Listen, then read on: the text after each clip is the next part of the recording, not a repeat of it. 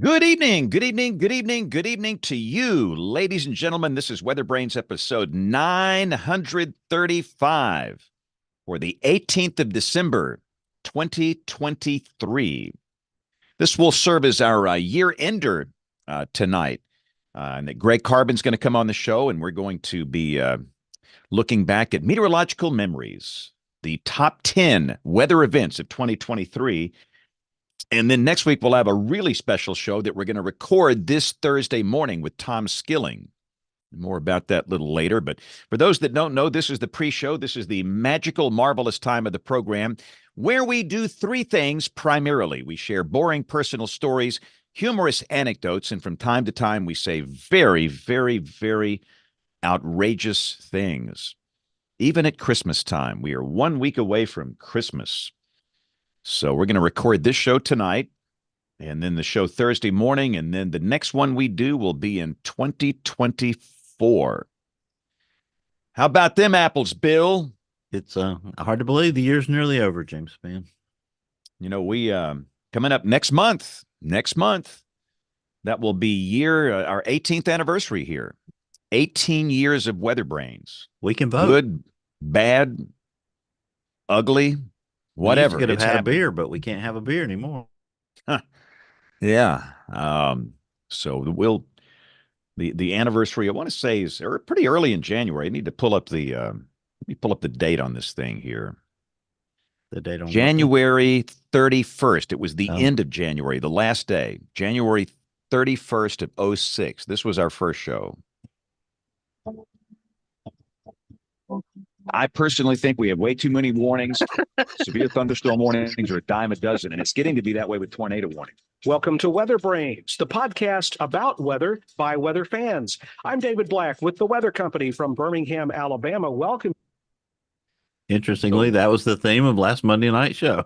Yeah, then I'm still griping about the same things. I mean, nothing has changed in 18 years. Nothing has changed. Except the name of our little business is no longer the Weather Company. I know. I have to do a double take every time I see that on the Weather Channel. IBM swapped us, so we are now the Weather Factory. That's not a bad name. No, it's a great name. That was your idea, James. That was a good name. And then David Black. I never put two and two together that, Louis Fry Richardson had his Weather Factory. So we're in pretty good company. We are. But the first host was David Black, who is a professional broadcaster, as opposed to those of us that are bulls in a china shop here. David, for that. Yeah, and it was a 30-minute show. I mean, back in those days, there was just you get it fixed in your head. The show has to be 30 minutes, and so David would edit that thing down to 30 minutes, and and of course, no video back then, audio only, and he would do, recorded teases. And I mean, it was really professionally done. I mean, we have regressed in 18 years to a over 2-hour bloated show here. But hey, it is what it is. We're still here. Hey, Greg, can you hear us okay?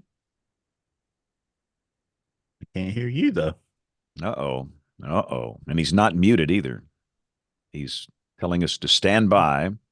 Stand by for news. Stand by for news, because if we can't hear Greg, we're hosed. This is the big year ender. This is the year ender. The year ender. Although there's one more show in the year. That's true, but this is the look back. This is the review, How many years have we done this, Greg Carbon? We can't hear him, so we don't still know. Can't hear you. No. Test. There we go. Oh, yes. Loud and clear. Okay. Nice. Good deal. Are you in Vermont? No, I'm still in Maryland after a very brutal work day. Yeah, I can imagine. Yeah. It's been a fun 48 hours. No kidding. Yeah. I put a little teletype sound on my weather message, and boy, it's been going to town for the last 36 hours. Yep. It's been busiest it's been for over a month, easy. So we can go into that later, but Maybe it'll make Greg's top 10. We'll see. It may be a meteorological memory. We cannot tell you now, but if we do now, we'll have to break your legs. But we'll see here in a few minutes. We need if I can guess something that should have been on the list that's not. Greg, do I There's get so anything? much, guys, gals. There's just so much. Yeah. Hope I can do some justice. No, it's You going to be always good. Do it justice, Mr. Carmen. And we have to wait until the top of the hour to get started here. Yeah. So audio, video's okay with everybody. Yeah, audio's it's great. Look what I Video's got, great. Greg Carbon. Oh yeah. I've been Finally seeing those came. rolling out. It finally came. Yep. Yeah, I've got it. Everybody's holding up their significant. Oh my goodness. Everybody but me. I'm going to wait and borrow somebody's when they're through with it. See, that's You the can buy it cheap on eBay route. for I'll $500. take personal delivery when I get up there up to the Sleepers River in the Northeast Kingdom of Vermont, where Tom lives in the woods. And I'm going to go see him and I'll pick up a copy there. Just go bang on his door. Yeah. He is Ask him to be on WeatherBrains, Greg. He's an amazing guy. He is really, really something else. What a passion he has. And good to see it still working. All right. Treasure, So that's for sure. all right, we can officially start here in 40 seconds, and we will All my make it. screens went out. What? All my screens just went out. All your screens? Yeah, 3 screens just went out at once. Well, okay. And I still can't see y'all. I can hear you, but I can't see you. Well, I can't charge my phone. That's my issue. The lightning connector has finally died in this thing, which means it's probably time to upgrade. And I hate that. I've become cheap in my old age. I've become the biggest cheapskate on the planet. You know, my Toyota 4Runner has 362,000 miles. Refuse to get another vehicle. And I just don't like buying new things anymore. You know, when you're young, you want new things. And now I've just totally lost interest in it. But this thing, and I guess you can buy a Qi charger, you know, one of those wireless charger things, but that's a little more complicated. All right. Welcome to our television audience. We are live on television. It's Monday night. We have no weather that's active here. So it's our Monday night weather party. And we can get this sucker started here. So let me record channel 1 and channel 2. And here we go in 5, 4, 3, 2, 1.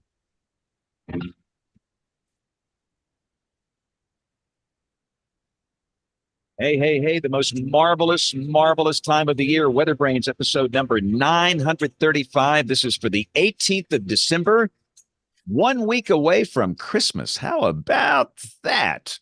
And this is going to be the annual year ender. This is our look back on what's happened in 2023. And there's one more show that we're going to do for the year, and that will be recorded this week. Let me just start with some housekeeping notes here. The show for next week, for Christmas week, will be recorded this Thursday morning. Now, for those that listen, the audio podcast will be coming out at the same time, early Tuesday morning, December 26th. But if you want to watch live, it's going to be recorded at 10 o'clock Eastern, 9 o'clock Central this Thursday, December 21st. And it'll be a pretty special show. Tom Skilling is going to be our guest, who is retiring from broadcast meteorology. He's one of the nicest men you'll ever meet, and the stories and goodness, the things he can talk about. So that's going to be the last show of the year that will be recorded this Thursday morning at 9 o'clock. But again, it's going to be a good one tonight. We always look forward to this. And see, Troy Kimmel is on the line down in Austin, Texas, home of the Longhorns. Troy, how are you? Oh, ho, ho, ho. Doing good. Doing good. Yeah. About 52 degrees here. Beautiful day in the Austin area today, and things going well here. So hope it is for everyone out there in the viewing audience, whether you're listening or watching. Merry Christmas. I did my last school program of the year today. Really? Most of our systems were out Friday, but a few systems are going today and tomorrow. Tomorrow's a half day. Right. So I did my last school program, and it was fun. Yeah. Everybody was in a good mood. Well, I guess, I didn't think about it with Christmas being on Monday and New Year's being on Monday and getting 2 weeks out public schools. They had to kind of make it work that way. I was kind of surprised when you said you were out at a school today. So Yeah. Most of the schools here closed Friday, but a couple got in a Okay. Monday and half day tomorrow. But yeah, So they it's get a little more than slow. 2 weeks in some cases this year. Yeah, exactly. Which is good. Everybody needs a little break here. Great. But things kind of slow down for me, which is kind of fun. And I'll take next week off, and that's the reason we're recording next week's show this week. Let's go to James Adelot, who is in Tulsa, Oklahoma. Goodness, what happened to our other Oklahoma associates? Rick and Kim bailed on us. I know. I don't understand what these family obligations and things getting in the What's way that all all the time. about? Yeah. I know. Yeah, come on, man. Priorities. And same thing with Neil Jacobs. He had I think, a family situation here. So, I mean, who do you want to be with at Christmas time? Your family or WeatherBrains geeks here? I mean, come on. I mean, This is the best group of elves known to man, right? and that's a great show title for this week. Great group of something. Yeah. Yeah, something. Jen, we're glad you're here. You are the one figure that can keep us under control tonight. Thank you for being Amen. here. Yeah. You bet. This elf is cold. I have a wind chill tonight of 17. Wow. So it's a little blustery up here in the Ohio Valley, and it looked like Christmas time. We had some snow showers and strong northwest winds. So yeah, it's great to see you guys, and I hopefully will be here Thursday too. I'd really like to visit with Tom again. He's so great. So I hope to be here Thursday too.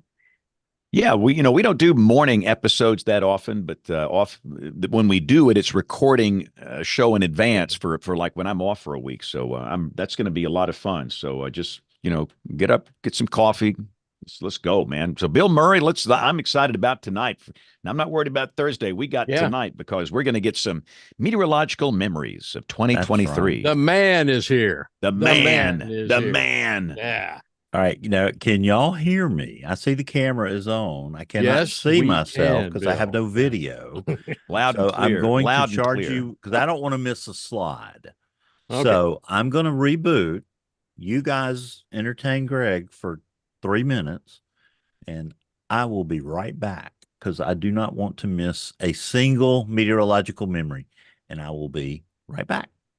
Okay. Wow. Y'all want to make a bet on this? Is he going to return or not? No. He found out that Hooters has 50-cent beer night tonight. And Yep. He just decided he's going to go down there. So, no, Roy's going to dance for us. No, that won't be happening. Jen, help me out here. Greg Carbon, how many years have we been doing this? Or you have, and forget WeatherBrains. I mean, how many? I've been to so many weather conferences, and the highlight of the conference, it's you coming in to do the memories. And then sometimes the conferences are in September and the year's not over yet. But how long have you been putting these things together? I think I've lost track, actually. I think it's been probably between 20 and 25. So yeah, and it's an honor to be here. Thank you so much. That we all share this passion. We can't get rid of it, and we're going to keep doing it. Let's just kind of describe it's been a rough couple of days at WPC. I mean, but not rough, but busy with what's been going on the East Coast. So yeah, yesterday and Saturday, I was sort of working and hard to unplug. After a relatively quiet span of weather through November, it became evident last week that we're going to see a pretty good bomb cyclone. I mean, this thing really deepened remarkably fast, and that was forecast pretty well. The track was forecast, but I think getting the red flags up, to speak to storm surge and extremely heavy rain, especially eastern South Carolina yesterday, was not as effective as I would have liked. I'll just say that. The forecast, I think the QPF forecasts were reasonable, but I think the understanding in advance that we're going to see we probably thought 10 to 12 inches somewhere, but maybe not in 6 hours. So if you could wave a magic wand and go back, what would you change? Because to me, everything looked very well done. I mean, the forecasts were excellent, and I thought the products were incredibly good. That's a good question. Maybe we're our own worst enemies on this and trying to, I haven't looked at everything yet, but there was a pretty good signal somewhere in the Carolinas for a higher risk in the excessive rainfall outlook, I think. And again, I don't want to Monday morning quarterback it or anything like that, but it was It was interesting, and it was significant in a way that it showed up about 24 hours out, but not necessarily in the right place. But then within 24 hours, there's some signals in the high resolution model guidance that you were going to see what we saw near Georgetown. Now, what do you do about it? Even if you have 12 or 18 hours in advance notice, Yeah. I'm not really sure what you would do. And hopefully no lives were lost, but there is obviously some property damage. But this was an incredible storm, and it just kept tracking right up the coast. And tonight there's flooding again in my home state of Vermont. Significant road washouts up there. All the beautiful snowpack that had been in place in some spots, going on a pretty good start to the winter up there. It's gone. It's gone. And hopefully, again, no loss of life up there, but there is property damage and disruption. So that wears on you. Even 1 or 2 days, it wears on you. It wears on you with tornadoes. It wears on you with heavy rain and severe storms. So yeah, one of those weekends and days. But when I put the talk together, which I had to do on short notice, I realized it's been a hell of a year. Yeah. So before we get into it, Bill Murray, are you rebooted and back? Yeah, I'm all excited. There's some new message up here that says to use the proper cables with these monitors, but I don't know what it's talking about because it's had these same cables forever. So anyway, but I can see y'all. We like Bill to be rebooted. We absolutely love Bill to be rebooted every once in a while. Yeah. So. I need a Reboot. Rebooted Bill is another show title possibility. There you go. Well, all right, Greg, take it away, man. Let's go, Bill. Well, Greg, let's go, Greg. Let's make it happen. Welcome back, Bill, and thanks again, Bill. You missed and go real slow, Greg. You go too fast through these things. It's yeah. I want to. So we need to deconstruct these choices. Deconstruct them. Yeah. Yeah, sure. And there's a lot more than what I get to here. But first of all, Bill, I think you might have missed it. I'm very appreciative of the invitation, and it's what we do. Now, I will say, I was going to have a statement about that. In recent years, it's been really challenging for me to put together these presentations at the level that I was doing maybe 10 years ago. And coming to WPC and taking a supervisory boss job does not allow as much time as I maybe used to have as the WCM at SPC. Yeah. So when you ask, I didn't do NWA this year. And when you asked, I'm like, yeah, I got to get to that. I got to put something together here. And I scribbled some notes down, and I did a lot of partial slides throughout the year for some of these events, and certainly tried to pick them apart. And we can go into detail on each one. So why don't I start here? Let me see if I get the screen sharing going. We're going to go to this. James is ahead of the game. He's already set up the screen share. We are ready to roll.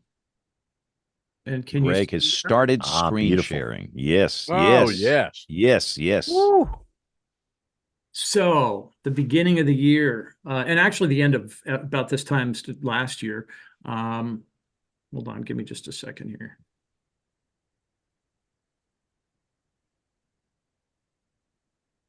Okay, we good? Pretty good. All right. Now we're not seeing your slide now. We're seeing like a desktop image. Hold on. Sorry. Maybe some New Mexican pottery or something there, Greg. That's what it looked like. It's very, very hipster looking, psychedelic. It's Linux. It's the Linux. Linux. Yes. James can identify. A Linux man. I like it. Just going to share this. How's that? Bingo. Beautiful. Right. Bingo. Okay. Yeah. So La Nina, right? I don't really expect these types of active West Coast winters in a La Nina, but maybe a transition. We were transitioning perhaps to El Nino, but we weren't there yet.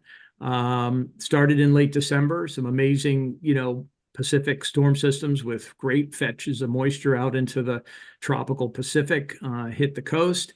And they just didn't stop really going into January. And so the amount and this made up for an enormous deficit in precipitation. You see that in that middle map there of one of the lakes in California, and also resulted in just incredible amounts of snowfall in the Sierra. So a couple of things here. All the atmospheric rivers identified by the Center for Western Weather and Water Extremes. They've been very active out there, and they've got a lot of great things on their website, if you haven't featured them or seen those before, that allow you to pick apart and analyze these storm systems as they approach the West Coast.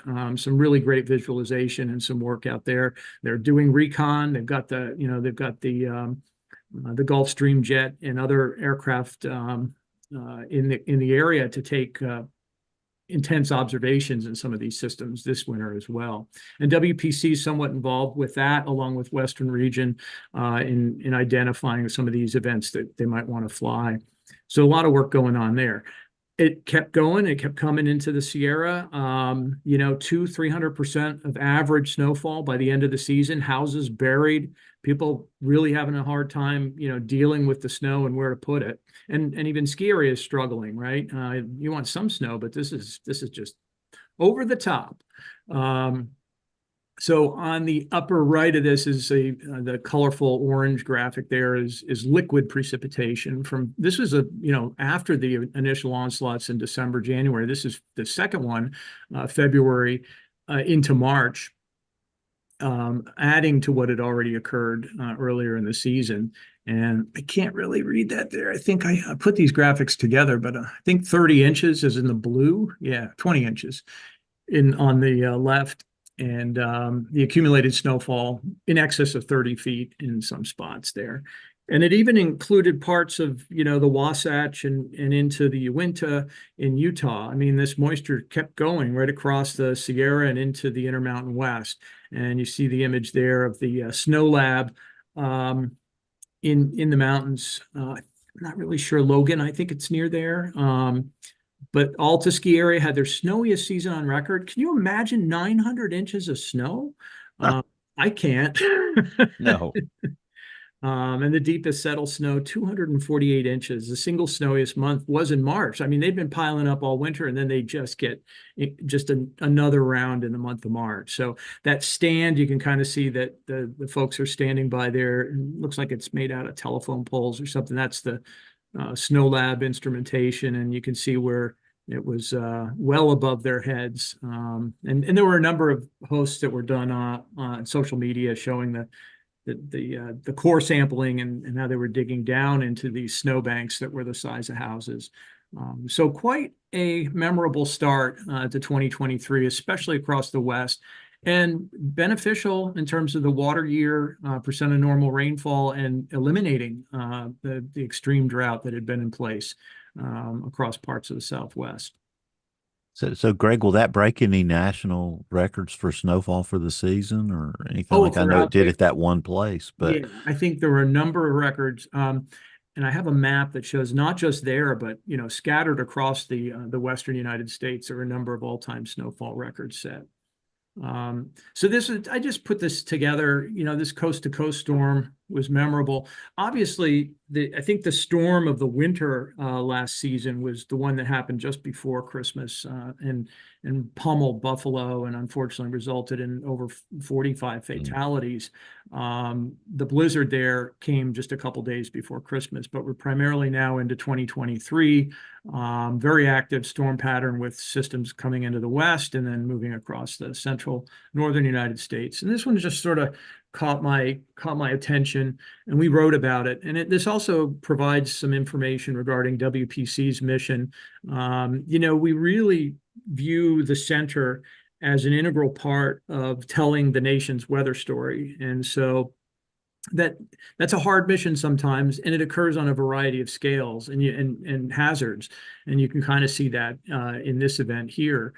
We've really tried in 5-6 years. I've been here 7. We've been working on over 10 years, building expertise in winter weather forecasting, probabilistic information for winter storms, and applying that to Weather Service decision-making with regard to watches. So this event, the Winter Weather Desk at WPC is very busy and generating products to support the National Weather Service mission of saving life and property, and especially with regard to winter storms.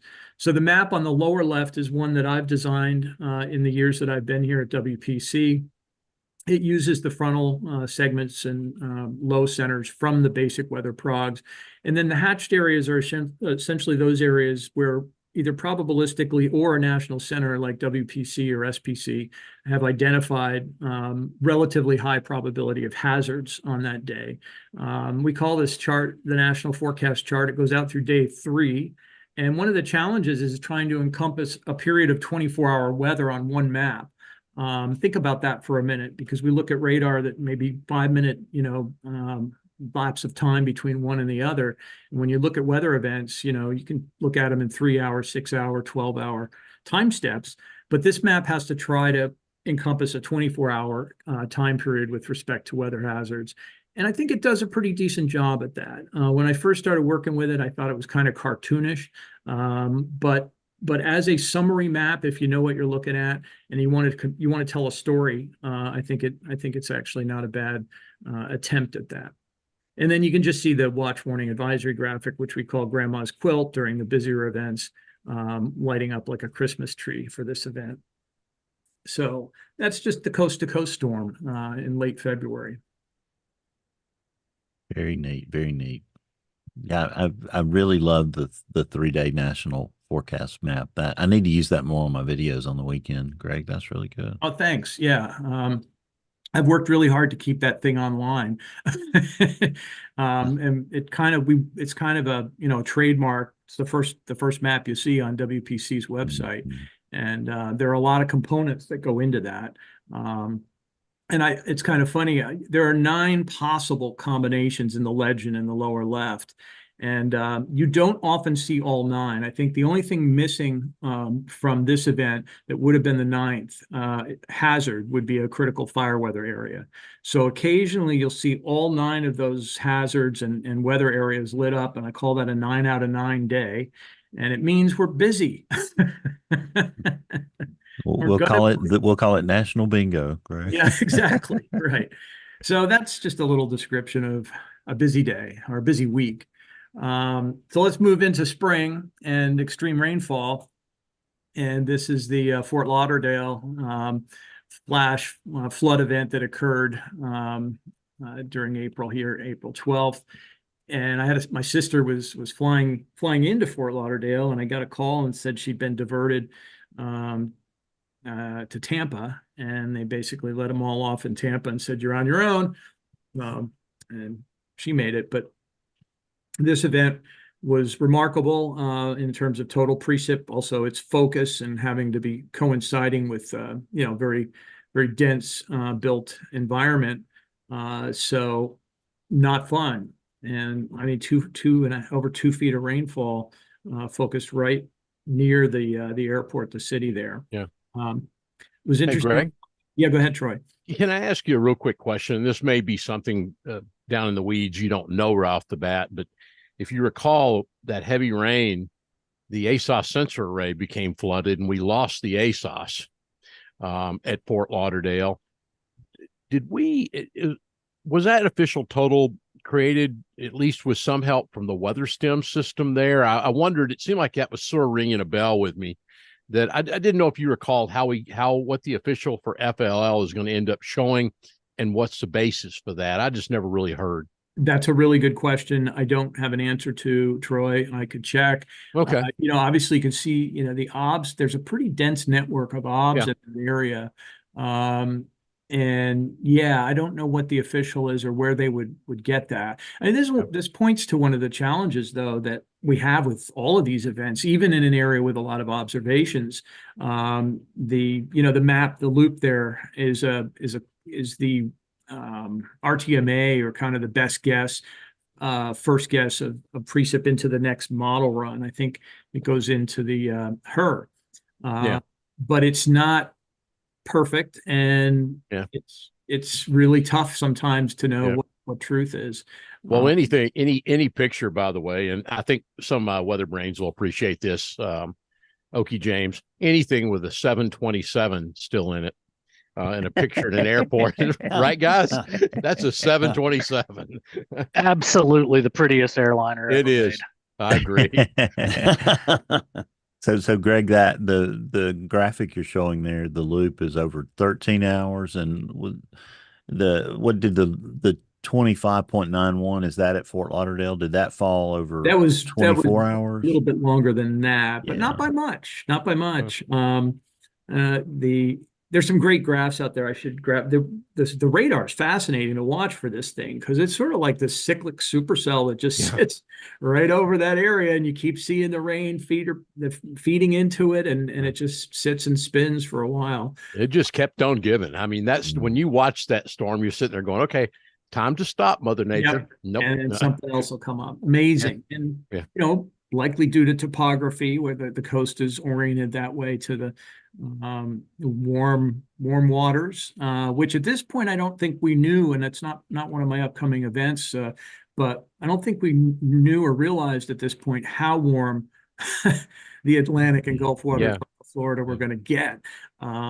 Just really remarkable there. A lot, and so much moisture available in those environments that this is something to get used to, and just hope that it doesn't set up over your hometown. Yep. And then the National Water Center down in Tuscaloosa did this analysis as far as the annual exceedance probability. People want to say once in a blue moon, once in a blue probability contour means it's pretty rare. But look at the footprint; it's a pretty small footprint in terms of its rarity. So storm scale. All right. So this is kind of a free-for-all. Spring and summer got going, and the fires in Canada, which I'll show you in a second, leading to the first time I'm aware of that WPC was on kind of the front line of providing air quality information to the media, and pointing them to the website that's now famous, right? Air Now, or which is a great website. It didn't take me long at all to navigate that, and they even have a colorblind menu, and you can see the smoke layers and see the air quality right in your backyard, just about. And you can even have information there on how to get your own sensor to do air quality testing. So citizen science. And it looks like when I took a picture of this map, my blue dot was up in Vermont. So I was in the rare area of green for a little bit up there. But there was a day where, probably the day after this, I think, where the air quality went downhill, and I didn't think much of it. I just got a kick out of the fact that the sun had this orange tinge, as you walked around. So when I was out for a walk that day and that evening, I had a terrible headache, and the only thing I can attribute it to is the fact that I was out and about in this rather poor air. And so why were the fires in Canada? Well, the ridge of high pressure across North America was highly anomalous, and the apex of that ridge was generally set up across southwest Canada, which brought very dry conditions early to the boreal forest up there. And then all you needed was really a lightning strike or a thunderstorm or even a human to start the fire, and they raged for months. And so what happens underneath that ridge that's driving the wildfire activity in the Canadian forests? Well, heat and humidity. And the middle image there is probably just most any day, I think, in July. That's heat index values across Texas and the Mississippi Delta. Some brutal. I've said before too, Greg, in Texas, I have never experienced such an oppressive summer. I just you got tired of it. It just was exhausting telling people. Yeah. I know what that's like from being in Oklahoma 20 many summers, but not quite like that. I feel for you, Troy. And my son was in Austin most of the summer too. He's now moved out to LA. Not sure he's going to be any better as far as weather out there. We'll see. But now they have some pretty nice weather in LA, but you got nice weather in Austin too, like today. Yeah, exactly. Yeah. So, Greg, do you have any idea how many all-time record highs we broke this summer? Louisiana, Texas. I'm working on it. I don't know if I put them in here. I'm working on some slides for an AMS talk on the summer heat.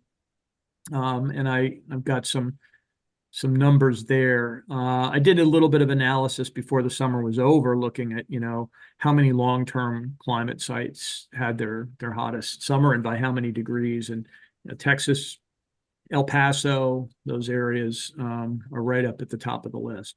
Yep. In places like Alexandria, Louisiana, and Mobile and Gulfport, and Hot, crazy numbers you saw out of Baton Rouge, New Orleans hitting 105 all-time record high. It's just crazy. So this past summer, the WPC started working with the National Institute for Heat Health Information. I hope I'm doing that right. It's a multi-agency effort to message heat and the dangers of heat. And we're writing key messages, trying to anticipate, how many days it'll last, what are the high heat index values, what you should do, what time of the day to stay out of that heat. And so when we started the program at WPC, started thinking about it about a year or two ago, we thought, yeah, we'll pick these key messages up, we'll do them for maybe a week or two, and that'll be the end of the heat wave. Yeah. Well, be careful what you ask for, because I think we wrote key messages for heat on more days than we did not write them over the summer. So we were very busy. And we're also working closely with the Urban Heat Island campaign to do mesoscale observations of heat zones that are extra hot in metro areas. And so there's a lot of work being done on how to mitigate some of the dangers related to this type of weather. And yeah, so it was a busy summer. And 100-degree day in New Orleans, they averaged 5 a year, I understand, and they did 17 Yeah. this year. And I know you had those same sort of numbers, Troy, in Texas. Yeah. Yeah. And I don't know if you follow Brian McNulty on Twitter or X or whatever it is, but he had some great stats regarding Miami area heat index and humidity. It just did not end. It was off the charts. And then I guess there's a bow echo there. So all these components associated with, a large anticyclone across North America. The other one is those impulses that track down the eastern periphery of those ridges bring flash flooding and extreme severe weather, as we saw again on the 29th of June. So whenever you got that amount of, fuel sitting across the middle of the country, you don't need much of a disturbance to get an organized derecho to start up. And so and I thought it was interesting that it was a record fire for Louisiana, Greg. Yeah, that too. Tiger Island fire. Yep. And that led to the dangerous smoke and fog conditions that many fatal accidents this past fall. Yeah. So let's see, what else did I do? So we're going to go on. We're going to talk smoke first. So I did a little loop here of the daily hotspots across Canada from May through September. And you can see the flare up there across much of the western part. And then that one up in northern Quebec too, that just burned so many areas in the middle of nowhere. But a lot of that smoke did make it south into this country and contributed to very poor air quality. Also see a little red dot. Is that north in Alaska up around Dead Horse? Yeah, way up there. Yeah. Up there in the Yeah. Good eye. Yeah. And so they had a record fire season in Canada, right? We were kind of lucky in the States, except for a few places. In the upper right is the number of acres over the years. Wow. How far does that go back? Like into Look at that. It's just off the scale. Yeah, Yeah. And then, but it did contribute to really nice sunsets and sunrises. Smoky mornings or smoky evenings with beautiful sunsets. That picture is at the Weather Prediction Center taken by one of our forecasters on one evening. I kept thinking to myself, well, yeah, is this the way it goes? We're going to put up with this every summer. I hope not. Yep. I hope not. I hope there's a change in that situation. So the heat, go back to this again, just looking at the heat advisories from June, July, heat advisories and warnings from June, July, and August. There you go. Louisiana had the hottest summer. Not quite there for Texas. I think if you go down to a finer scale, though, South Texas, lower along the Rio Grande, certainly has to be pushing all-time records. And there is one of the loops I put together just showing the air temperature values, max when the max temp was at or above 100 degrees. So for June, July, and August, and you see July and August pop up, and there's 30 days. It's a whole month. And, Wow. and I have some other charts. These are based on the IRMA archive that goes back, I think, goes back to 2000. No, it didn't go back that far. 2010 maybe. So it can begin to build a very high resolution data set if I ever get around to it with this data. The other thing we did during the summer months is we applied the National Blend of Models heat index forecasts out to day 7 with a population mask. So you get some idea of the number of people at dangerous levels of heat. And that's another thing. If you go to heat.gov, you'll see that they have a map at the bottom that provides population figures for people who are in NWS heat advisories and heat warnings. So it was all about heat, but let's not forget the Vermont flooding happened in July. And this is very memorable to me because I was not up there for this event.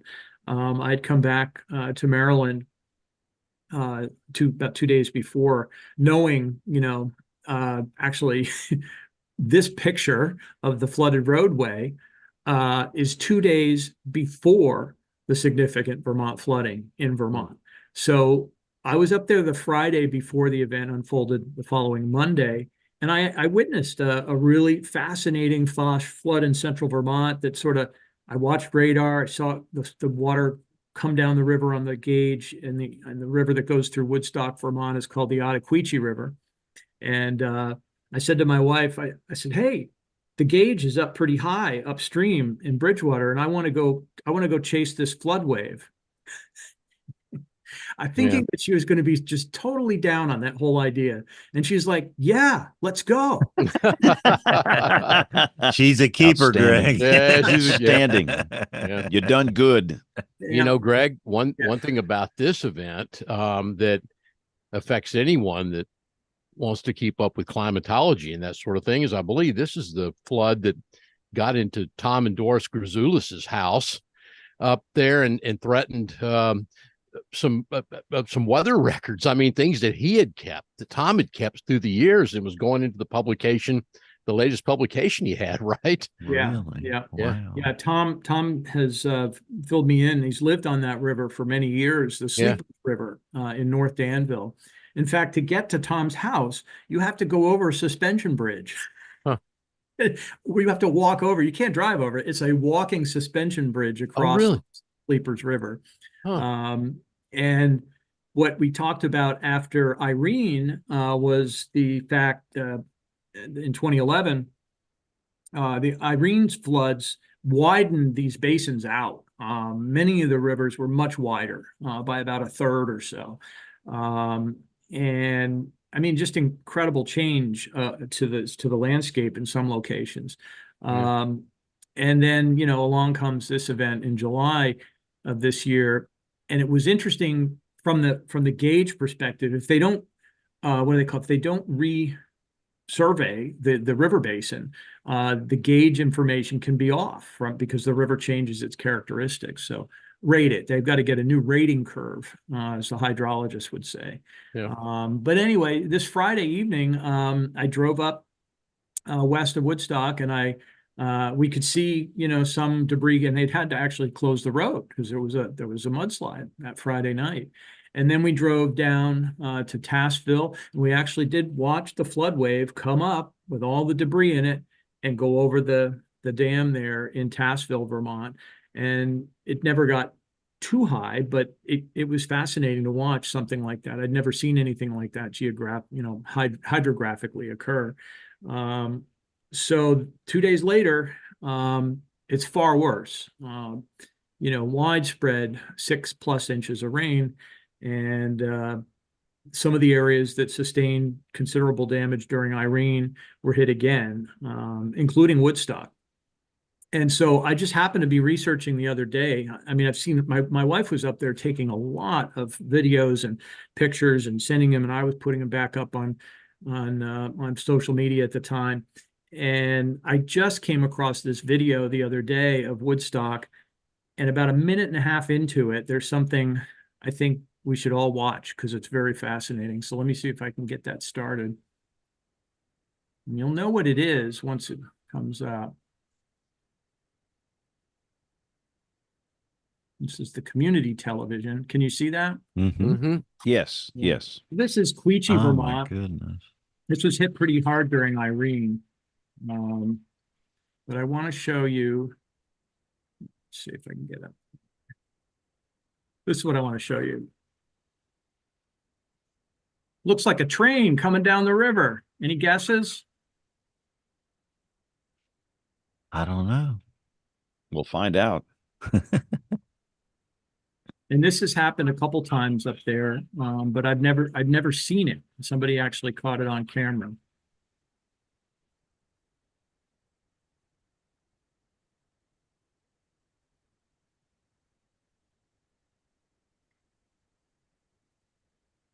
Oh, What is this thing? Like a propane gas tank? is propane tank, gas tank, right?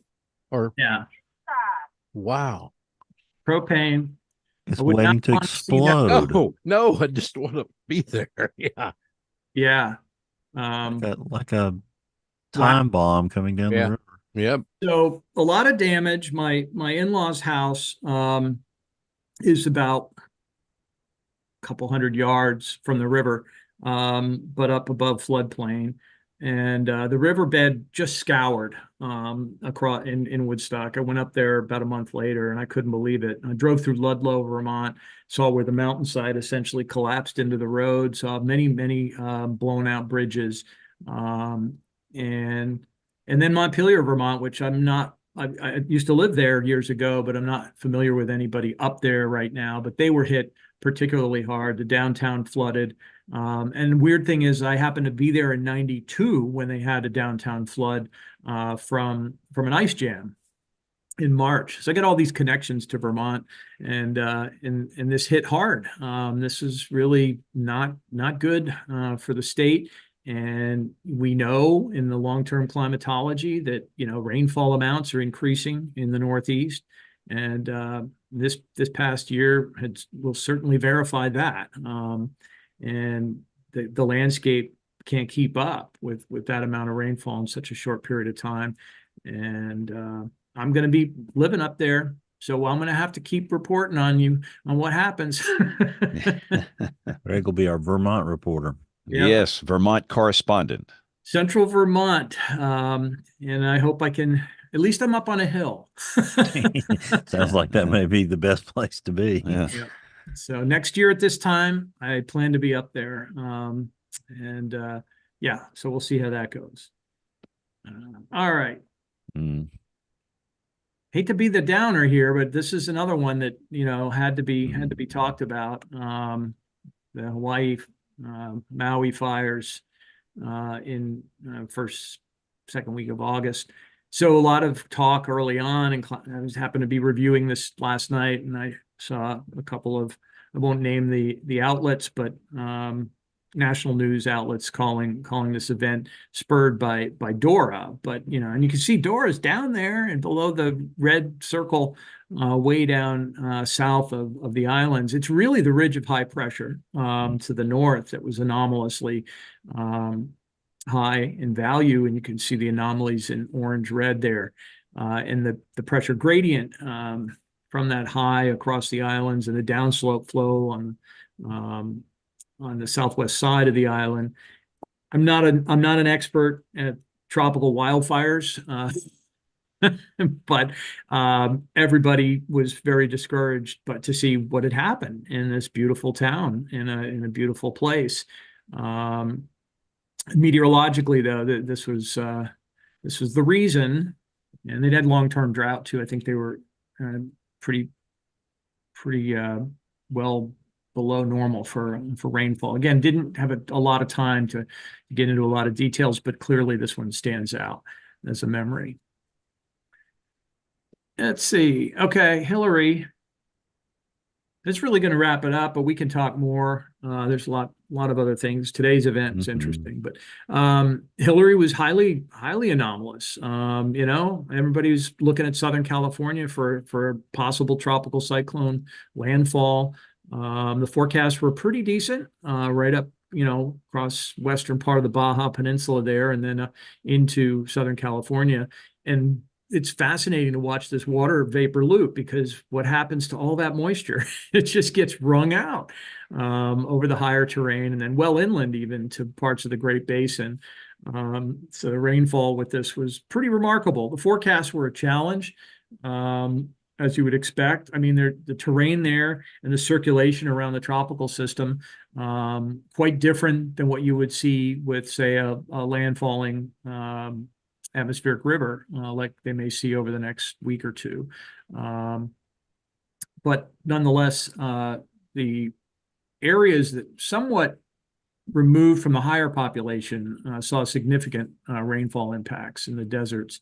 And the anomaly here for the 7 days is off the charts. And you kind of see, you don't expect much precip anyway this time of year out there, so anything is significant. But this was just way off the charts as far as the amounts of rain with Hillary.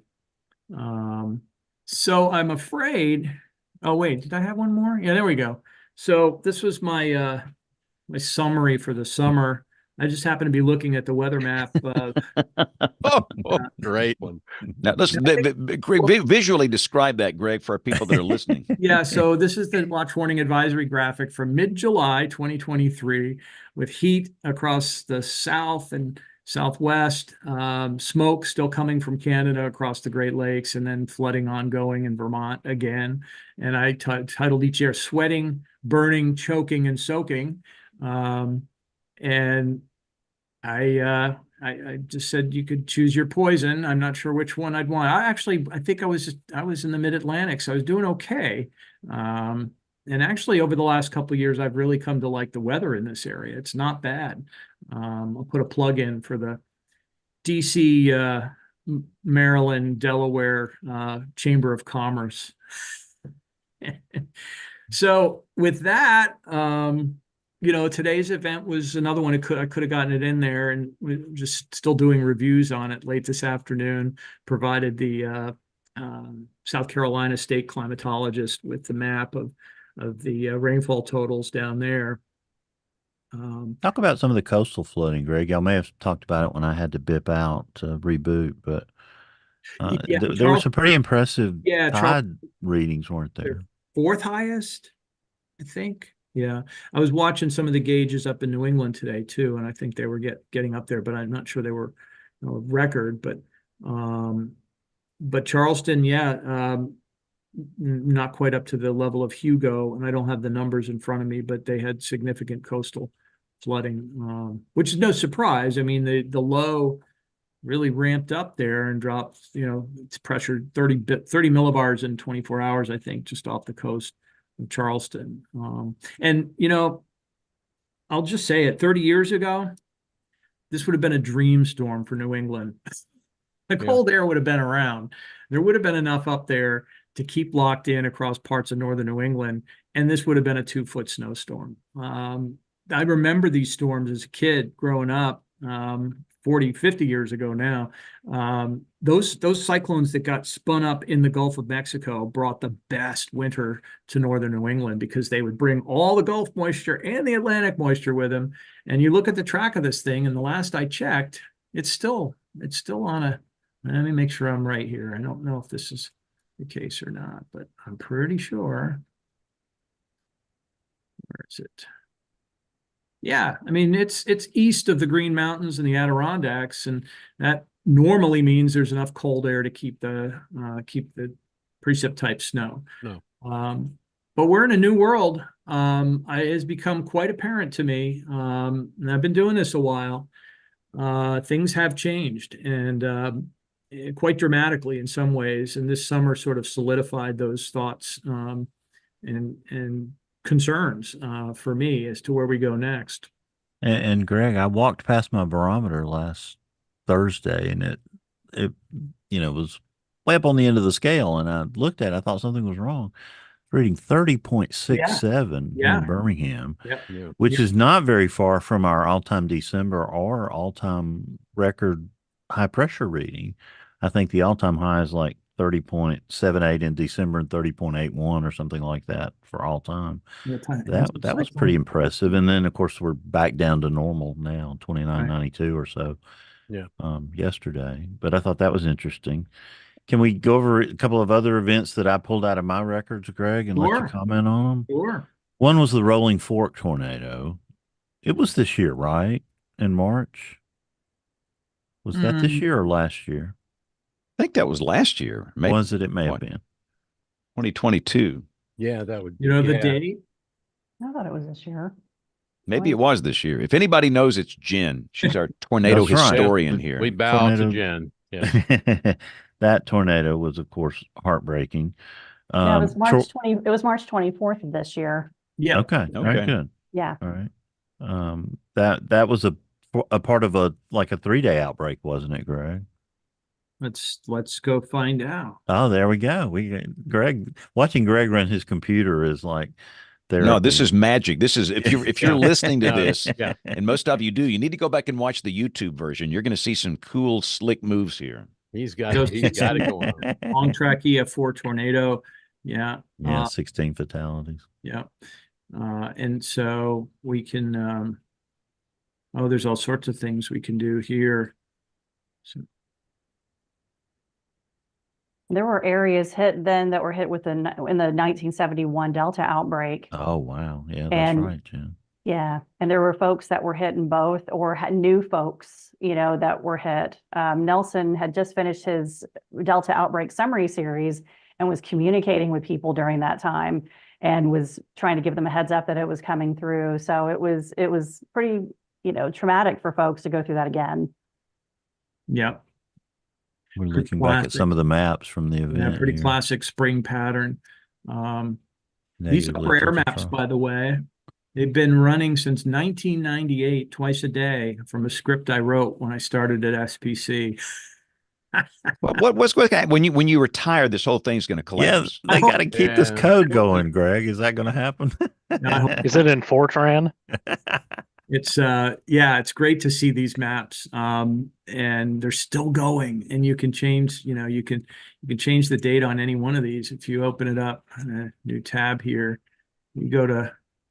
I think we can go all the way back. No, just to be safe, we'll go 1999 and see. Yep, there's a map from that. Wow. Character a little bit, but they're all out there. Yeah. And Greg, I still miss the WPC DIFAX maps, the constant height charts, those 5 black and white. I still miss those. For a while, the University of Southern Alabama was running that script, I believe, for a while, and then they stopped. And haven't been happy ever since. But this is nice. Yeah. Thank you for doing this. Yeah. Yeah. And Troy will speak to Typhoon Mawar that hit Guam in May, I would imagine, even though that wasn't the continental United States. It was one of the territories. Yeah. And was a bad storm. And the hail, Greg, the crazy hail, Mississippi, Louisiana, 5.5. Oh, big hail. 5 inches, 3.5 inches. Crazy numbers. Where was that? Do you remember that by any chance? What day was it? I don't have the exact dates on the Mississippi and Louisiana. The Red Rocks got hit on June 21st. Greg's thinking of something here. He's going to come up with it. So. Now, this is like watching the wizard at work here. This is really good. I'm telling you, if you're listening to this, you got to go back and watch the YouTube version. This is amazing. I'm taking notes. Yeah, there's so much information out there now. And I mean, something interesting here. Hopefully it'll render okay. But we got a forecaster at WPC who's done a pretty nice job using tiles. And is this David Roth? No, this is Quan. Okay, I just love David's preset maps on the tropical cyclone events. So yeah. The details and the okay, station amounts. Yeah. Yeah, and June the who's 14th done it? was the Brooksville hailstone in Mississippi, Greg. What was the date again, Bill? June the 14th June of the this year. 14th. Okay. Okay. Y'all ever do Yes. this? We get Greg on the air. Y'all ever do this? So I'm making notes. I make notes to Greg. I take class notes. Yeah, Right. exactly. That's what I've got mine right here, Troy. Yeah, I know it. I know it. I just I got something I can do in retirement. I can get to, Yeah. You can charge us $1 million for these Yep, classes. we'll do it. it. Wow.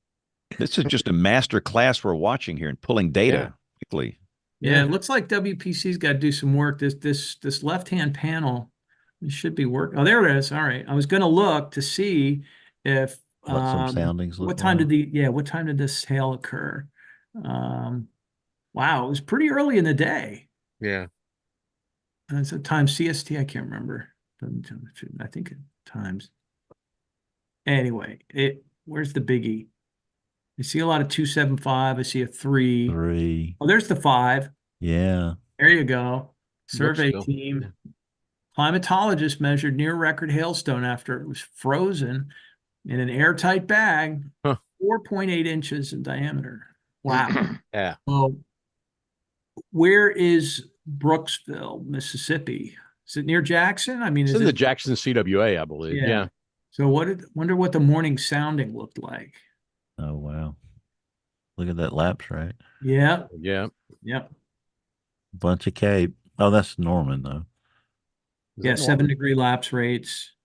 Pretty nice. Is that Norman right there? All right, let's go. Yeah, we're in the right. There we go. There we go. Oh, yeah. Even more impressive. Oh, 9.2. yeah. Even more impressive. Yeah. Yeah. Look at that cape. Yep. Almost an 8-degree 7. Yeah. 7 Yeah. to 5 laps right there. Yep. Very impressive sounding. Yeah. Sometimes if there's somewhere in there's interesting no sig hail matches. Yeah, really. What's going on with that? But that's a ton of Cape right there. In that. That's a ton of cape. Yeah. Yeah. Go. Where's Eximore? Florida. Let's see if we got to go back. Got to go to the 0Z here and see. Greg will be doing this till we'll do this to 7 o'clock in the morning. Yeah. We'll be up all night. Yep. So this was the Slidell. evening sounding out of Slidell. Wow. And it looks like Jackson didn't make it in. I wonder why. Yeah. Yeah. They were a little busy. Yeah. Yeah, that's incredible. 8-degree lapse rate. Now Look all at your that- look at significant that, hail uh, analogs Look are at that showing cape. Oh, there's the hail. Yeah. Yeah. You do have matches, analogs for 4.5-inch hail with this sounding. Very impressive. Yeah, 4,000 joules of most unstable. I know, man. Jesus. Jeez. Unfortunately, these images stopped working, I think, but is it radar? No. Surface. Oh yeah, surface. Well, there we go. There's HPC surface analysis. Big snaky stationary Just a front. mess. Yeah. Summertime mess. Yep. Yeah, that was huge. Of course, Phoenix, when we talked about heat, Greg, but becoming the first major U.S. city to have a 100-degree monthly temperature average. Yes. Yep. It was pretty significant to me, and their late onset of their monsoon and all the other things that went along with it, all the various heat records, and we did. Well, yeah, I don't want to miss anything here. That's a cool map. I don't know that. Yeah, so this Southeast Regional Climate Center map is very cool and allows you. So let's just take a look at average max temp year to date. You can choose. I think you can go. This is like a smorgasbord of picks of the week. There's so many cool things here. It was Sunday. I'm trying to get. Oh, here we go. So we can do year to date, average max temp, show perspectives. And you were talking about Phoenix. Yeah. 90 degrees year to date. Huh? 90th percentile, right? Oh, 90th percentile. Yeah. 89.7 was the actual value for the let's see year to what we- date. Wow. the rankings here. Oh, look at these. Yeah, so it's the warmest year to date across southern New Mexico. Yeah, it's the Rio Grande for the win here. Yeah. Yeah. Warmest year to date. We're almost at the end of the year. Look at all these number ones right You're across. at least in the silver medals there, Troy. Wow. Yep. Troy, is your grass dead? No, it dried out a lot this summer. We've had maybe an inch or two of rain, still below average for the fall. But even after it started turning cooler, we began to green things up again down here. So we actually turned a little greener here of late. Ours has finally gone dormant. Our Bermuda was green well into December. Ours just quit. I mean, I'm serious. It took about 2 days and everything said, that's it. We're cutting out of here. And but it's pretty amazing. Wow, look across the south and look at Florida. Look everywhere. Yeah. I guess even in my neck of the woods. Yeah. Going on the warmest year on record. Lancaster, PA. Wow, I didn't know. Yeah. And Milwaukee. Could you find us some cool places, Greg? So I can find you some wet ones. Let's see. Let's take a look at total precip year to date and see. Well, first let's look at rankings because that's or values because that's always cool. 40. I see a 50-inch rainfall here, Plattsburgh, New York. Yeah. 50 inches. What are their averages in upstate New York? It's like in the upper 30s or 30s. Yeah, that was. But we can answer that. Let's see. So 8-inch departure from normal. Look at this 15-inch departure from normal down here in Hartford. Yeah.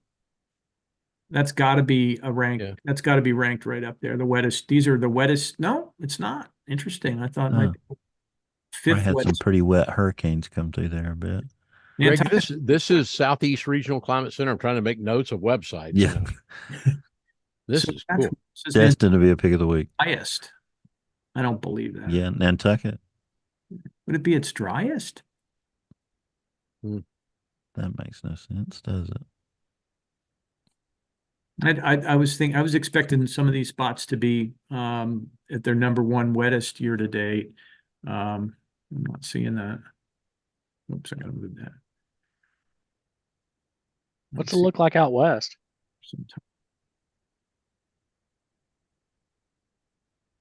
This is a cool website. I'm going to tell you that now. Yeah. I like it.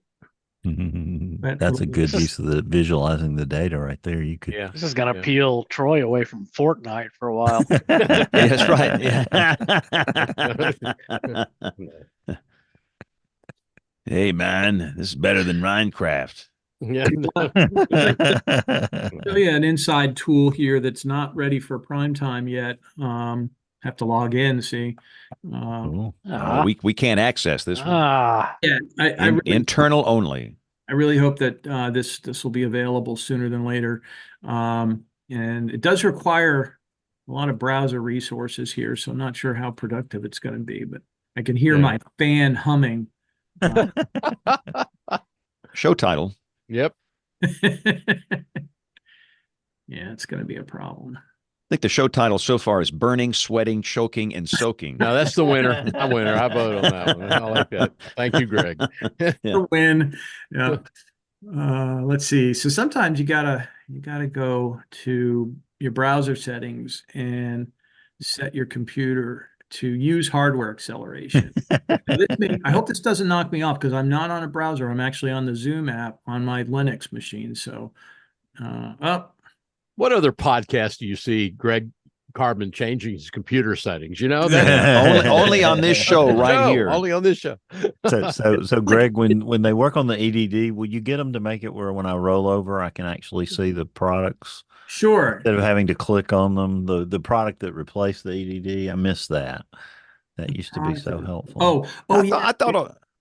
So I'll show you that in a minute. I thought you Linux hipsters used a different browser other than Chrome. We can use other ones, but Chrome's pretty solid. So okay. I thought it was not fashionable for Linux users to use Chrome. But I'm not a hipster. I'm a squarester. The Chrome version of imitate one Linux is there's a Chromium you can actually alter. You can do some hacking on it. but Chrome seems relatively stable. But you just saw me having to change to hardware acceleration because what isn't stable is if I leave Chrome up and put the machine in sleep, when I come back, it takes forever to wake up. So let me go back. Can you see the screen? Not yet. We're Oh, seeing you. so that reset. It's very festive where you are, Greg. What's that? It's very festive behind you there.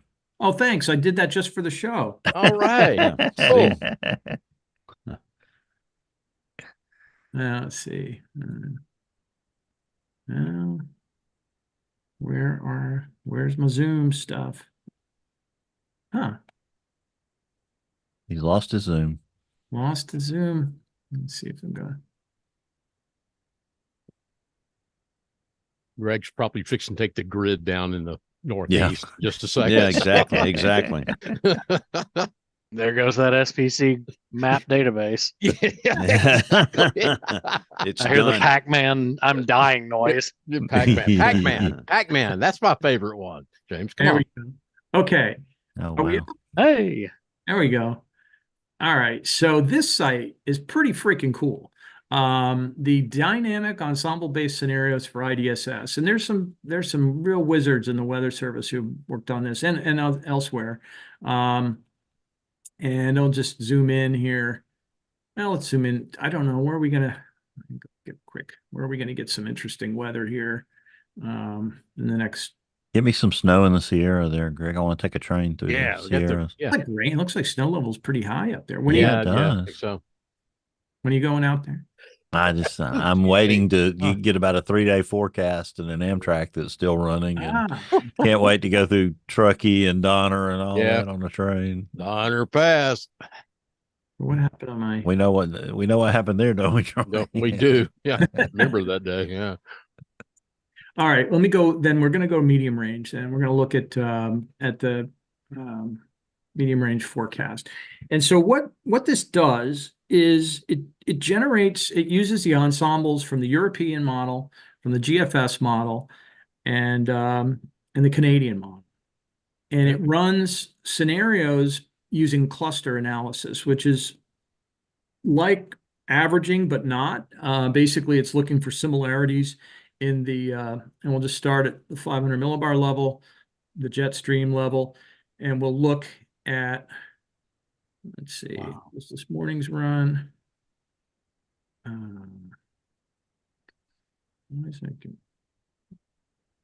Look at the clusters. So you see that these appear in the middle here.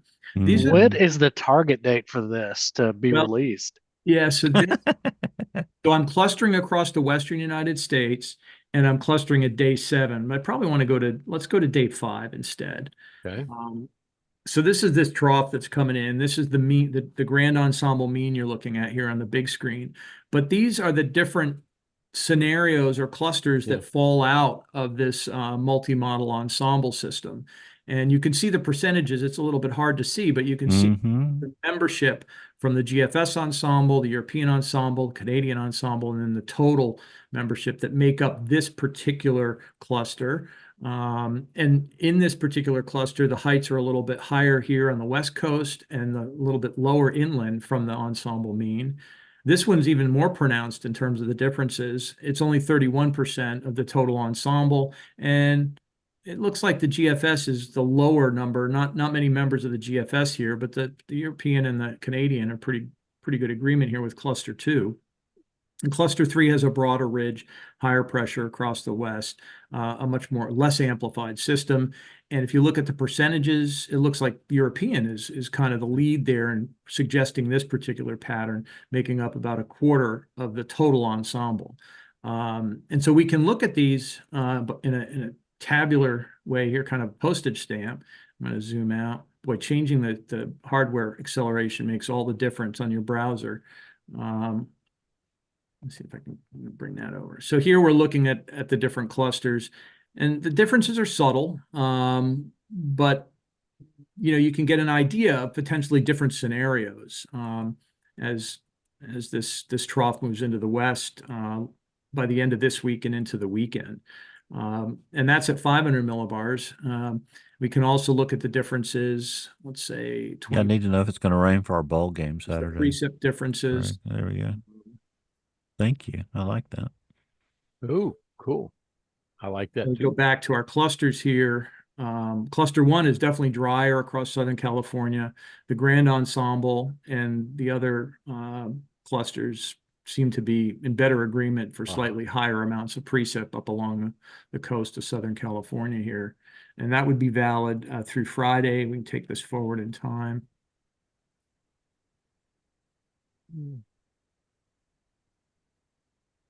But I think this is really going to help us begin to explain probabilities and forecasting and uncertainty and things. Yeah. Yeah, here we can set up a probability of rainfall. Let's just say, well, what's the probability of in excess of a quarter? Because it's not. I mean, this is the West, so let's just see what happens here.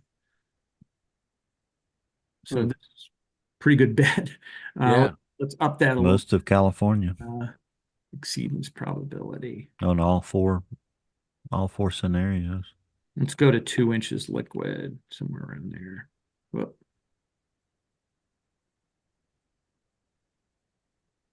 Yeah, so this is just looking at the probability of 2 inches, exceeding 2 inches, ending Saturday afternoon on Saturday morning on the West Coast. And these are the different clusters. Now, if we wanted to, we could even go, let's see here. Looks like, well, let's do it. I guess we could do LA. Find this. Oh, this is where you move the little dot. You can zoom into the map up here, and we can move this down to LA, and we can take a look at some charts. And do it by variable.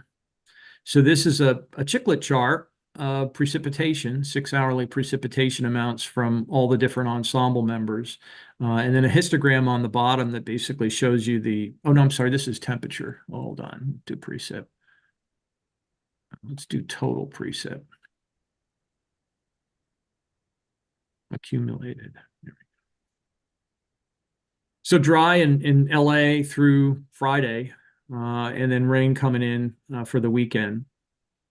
And you can see how that, this is an accumulated amount. So you can see as we go into next Monday. Got to forecast weather for the Rose Bowl. I mean, this is very, oh yeah, very interesting. Appropriate. January 1 is the Rose Bowl. Coach Saban's going to be calling too. Not quite there yet with this scheme. But yeah, there's just endless, just so many cool, fun things to do with this website. And hopefully, that'll come out and be utilized by, meteorologists like us, because that's cool stuff.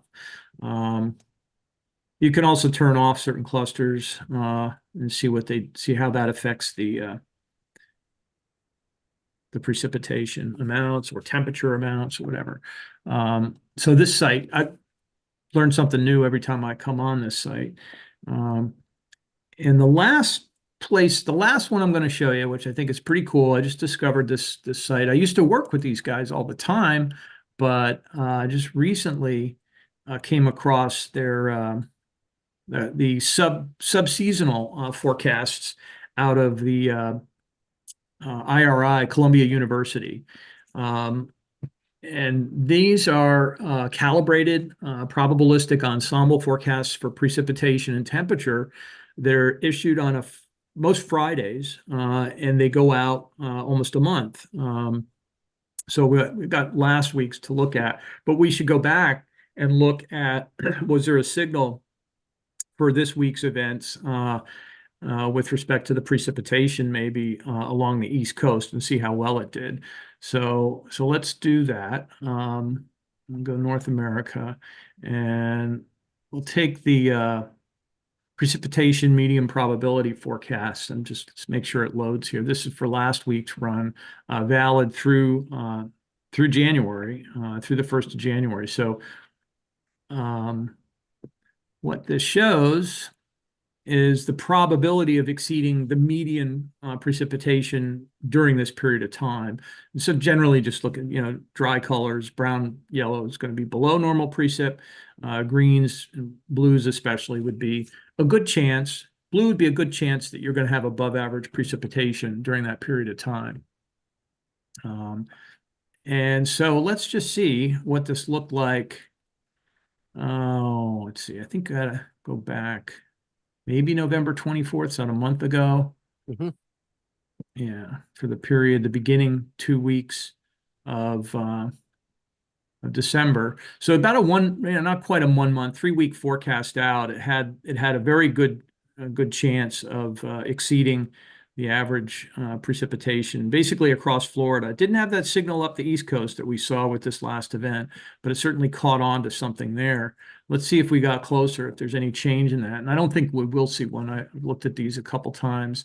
I think these are pretty valuable though. And there's a hint that, you've got a better than even chance of being above normal for the period December 9 through 22nd. And that's a forecast that was issued on December 1st.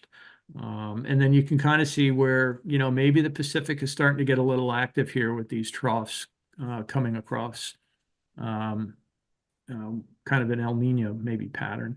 Let's go back a little closer here. So this would have been issued last week.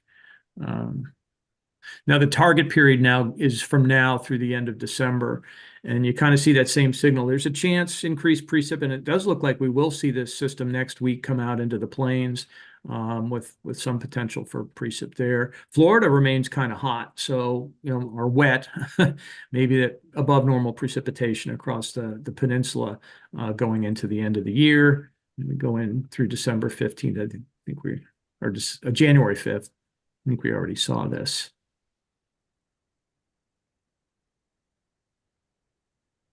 First part of January. That signal decays somewhat, so maybe not all that confident. But there is some it looks El Nino-like to me, where there's a better chance for subtropical jet stream disturbances to tap the moisture available from the Pacific Gulf and the Atlantic over the next couple of weeks.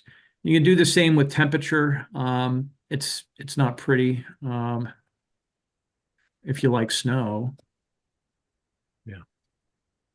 So the latest, this goes out through the second week of January for temp across North America. Not much of a signal.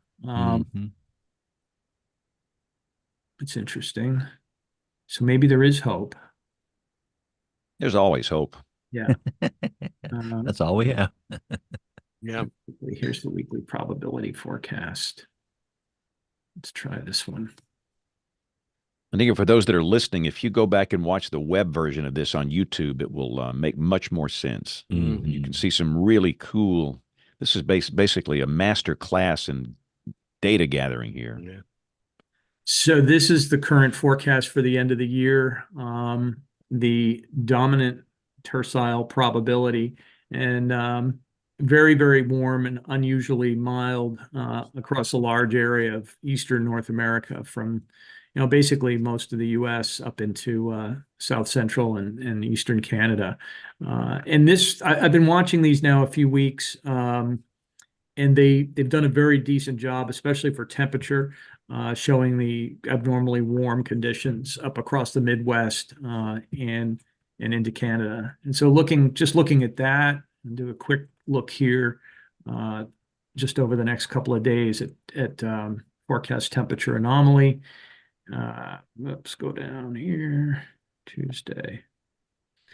So this is today or tomorrow's max. The coldest max in the nation tomorrow will be in West Virginia at the top of the Appalachians. Yeah. It's only going to get up to 15 degrees for a high temperature tomorrow. Whoop. So you might want to go down to Arizona. It looks pretty nice, where the max tomorrow is in the mid to upper 70s. So this is the anomaly. The color is the anomaly, and the value on the map is the actual forecast temperature from the Weather Service. Max temp on Thursday, Friday. Friday, the low max for the country is back up at Mount Washington, where it belongs. And Saturday starts warming up. Midwest, look at those temps, 48, almost 50 degrees in Minneapolis. It's about 20 degrees above normal. Oops, I'm sorry here. Nation's warm spot down there in Troy's neighborhood. Yeah. Well, So warm week ahead for the Midwest. Yeah, and then I saw, there's the star. Oh, sorry, keep running it. It's almost 80 degrees down there south of San Antonio for a high on Saturday. That is very cool. Well, one thing we didn't talk very much about, at least on the Atlantic side, were hurricanes, Greg. And We did What are not. your thoughts on a hurricane season? So not as active as I expected it to be, but we were busy with Isaias. And so I showed Hillary, which is highly unusual. I haven't done all of the verification work yet to look at the precip forecasts. I think Isaias worked out pretty well. Was that this year? Or was it Idalia. I'm sorry, Idalia? Idalia. Yeah. All these weird Idalia. spelling ice storms. My eyes. There's so many eyes. Yeah, Idalia. Yeah, we at least had Nate to teach us how to say Isaias. I like saying it. That's why I said it. Yeah, exactly. I'm just amazed we got out of those extremely warm Gulf Oh, temperatures without brewing just that something up. one major in the Big Bend of Florida. Yeah. And what, the H storm into Texas? What was it, Harold? Yep. Of course, then Yeah. we had Otis in the Eastern Pacific, which was a disaster.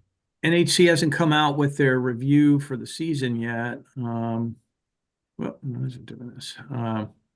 Let's go to the archives to. Oops, I can't do that. I got to move that out of the way.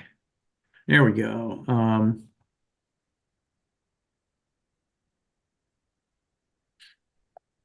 Jog my memory here. Yeah. Arlene, Brett, Cindy, Dawn, Gert, Emily, Franklin, Harold, Idalia, Jose, Katya, Lee, Margot. See, some of these don't even ring a bell. yeah. Well, some of them were just all- junk. I mean, they were out there for like a day in the middle Yeah, of nowhere, yeah. and yeah. And it was interesting that we had 4 storms form in 39 hours, which was, if not a record, pretty close to a record, Greg. Yeah, well, I know how to get to that one.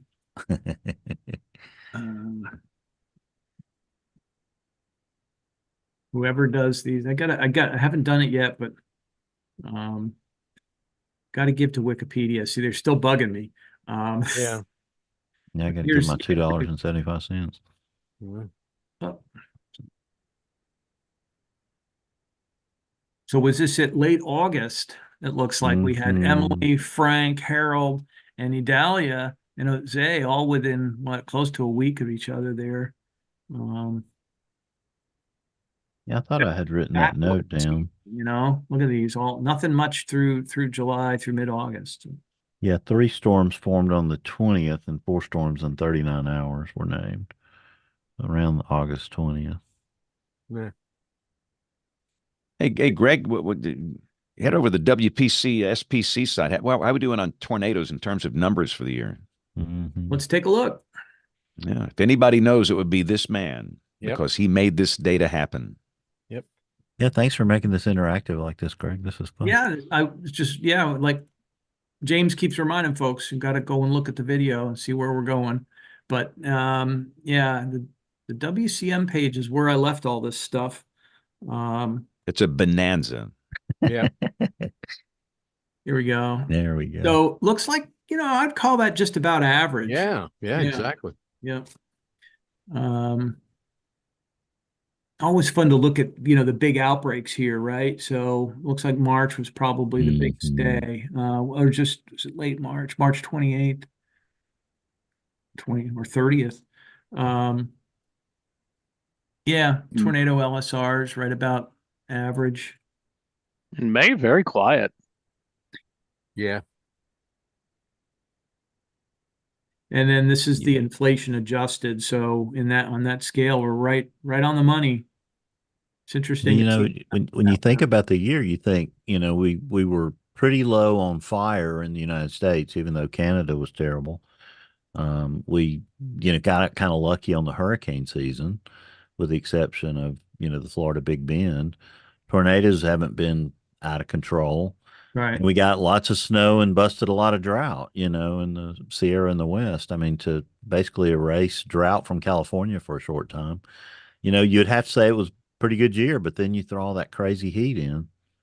Right. Yeah, it's a good point. I mean, there are some aspects to the year that weren't too bad. And even the extreme flooding events were very focused. We didn't see the kind of widespread extreme rainfall that we get with some of the tropical storms or hurricanes.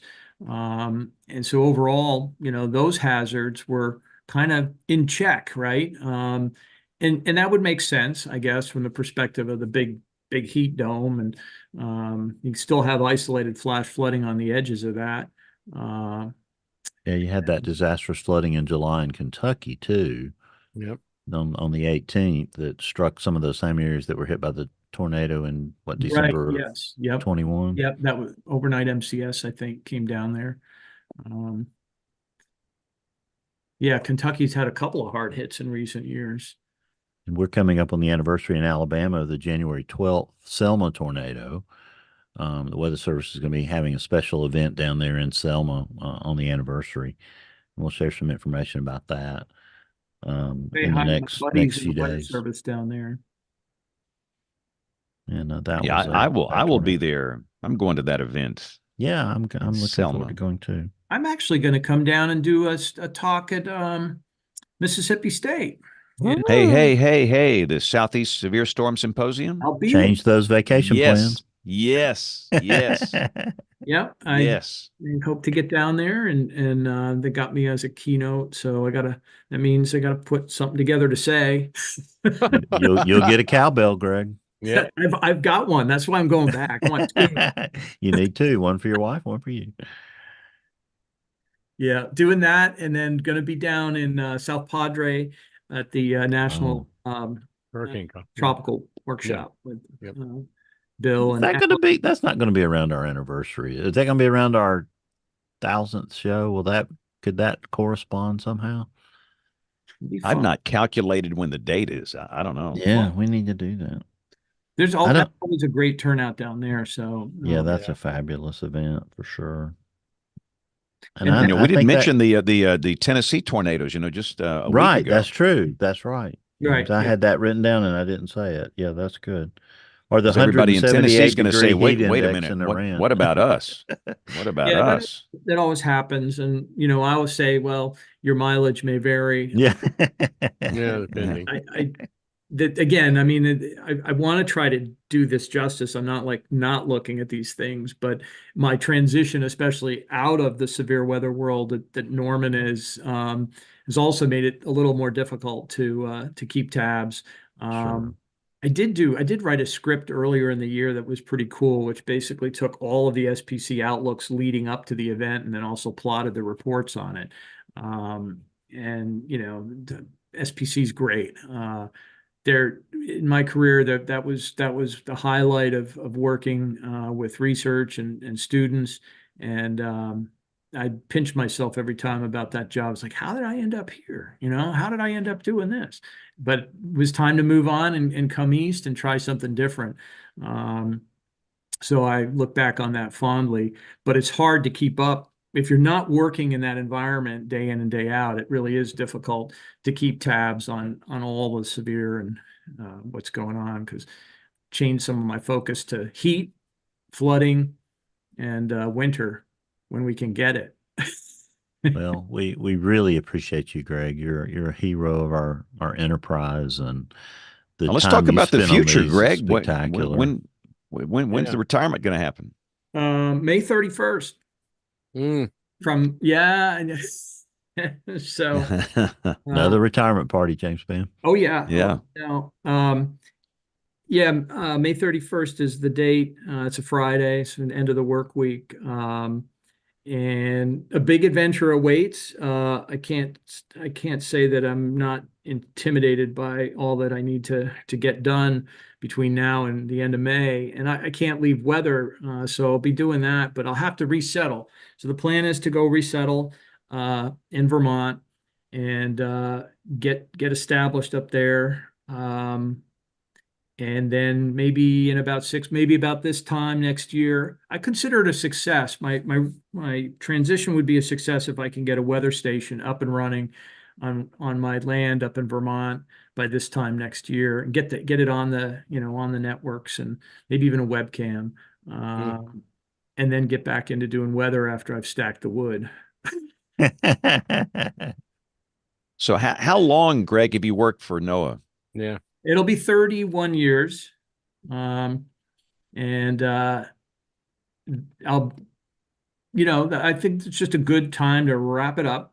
Some of the work that I want to do up there is very physical in nature, and I'm not feeling better every day. I need to get out more. I need to exercise more, and behind a desk makes that difficult. Not that it's impossible, but I've got plans to do some landscaping, do some wall building, get a garden going, live more simply, really. And I won't miss the Beltway commutes. That's something to look forward to. And yeah, but I do want to stay in weather. That's the challenge. It's going to be with me the rest of my life. I'm always going to be looking at what's going on and trying to understand it better. So this is a big change. Do we know? I want to make the plans for the Southeastern Severe Conference there at Starkville. Do we know the date yet? Because checked their website. Does anyone heard that, Greg? I don't know if you can tell us. I think I can tell you. I got to look it up though. Okay. I want to know because I'm going to the calendar tonight. Yeah. Mike, you go to Pap's Place, James. Is it still around? Oh yeah, man. Ackerman, Mississippi's own Pap's Place. The Little Dewey, it's always there. Little Dewey. March. No, that's sorry, a different one. I did put this on my calendar, didn't I? Have to do a WeatherBrains Friday special. I think we ought to go to Starkville. 23rd is what I have. 23rd of Saturday, the 23rd must go through that. Is it on a weekend normally? What, 23rd of what again, Greg? Yes. Of March. Yeah. Be the beginning of spring break. Oh yeah, that'd be perfect. For us at least. Yeah. Yep. March 23rd, 24th. I think I'm down and back, down on. Oh yeah. Fly down Friday, do the conference on Saturday, fly back Sunday. Yep. Okay, I'll be there. Cool. Now I'm going to come. Awesome. Yes. So of all of the 30 plus years at NOAA, what was your most rewarding? And we got to take a break in a second, but looking back on it, do you reflect on it? What was your most rewarding time with the Weather Service? Ooh, that is a tough question.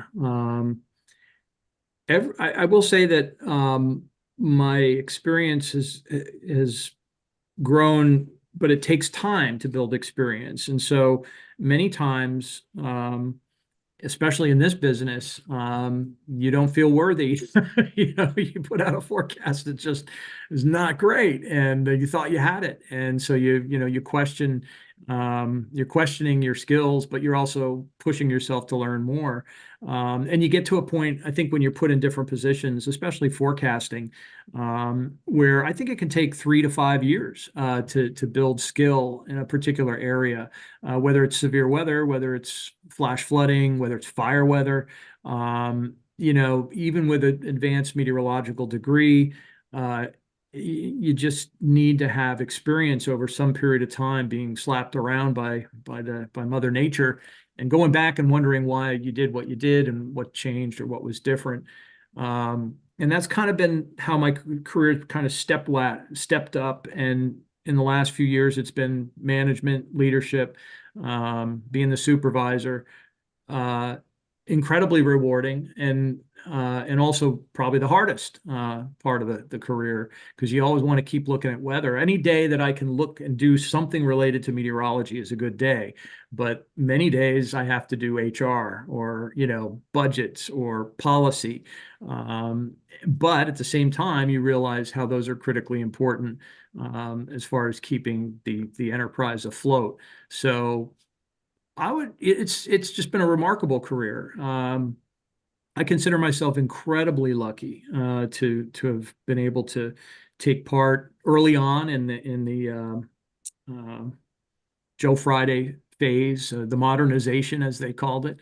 Watching the 88D radar come online while sitting next to doing network radar with the crayons and the transparencies, seeing that transition from analog to digital, that's a mind blower to have that experience in your life.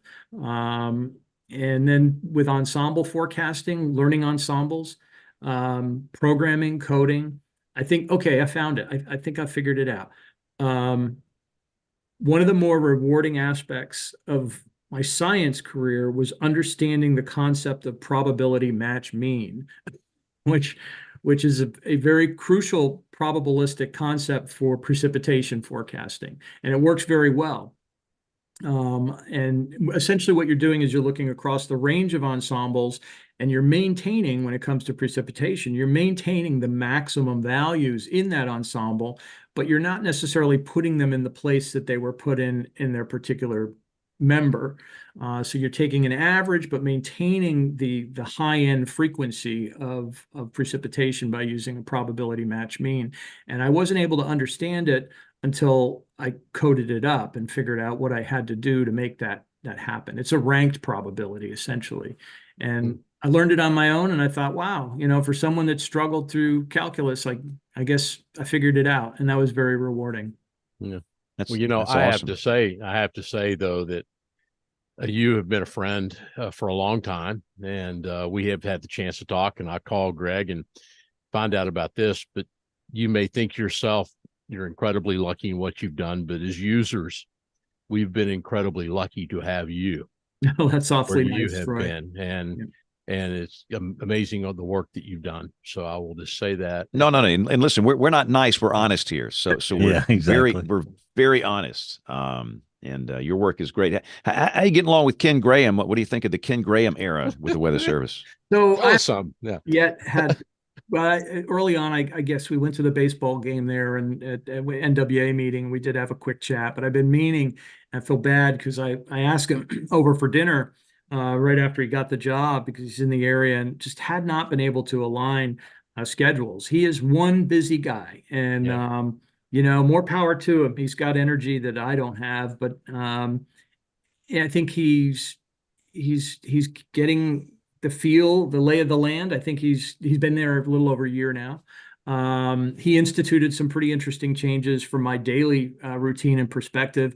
The National Weather Service operations briefing every morning moved from, they used to call it the stand-up briefing at 7:45 in the morning to basically a daily 9 a.m. And at first, everybody, you throw a wrench into the works. So we're going to do it differently. We're going to do it this way. I think it's worked out great. And he runs it. That's awesome that he basically says, I'm going to be on at 9 a.m. I want all the centers. I want all the regions. Tell me what I got to know. And he goes down through the list, and it runs very efficiently. And I think at first everybody was like, what kind of change is this going to be? But it's actually a good change. So that's just one thing, one example.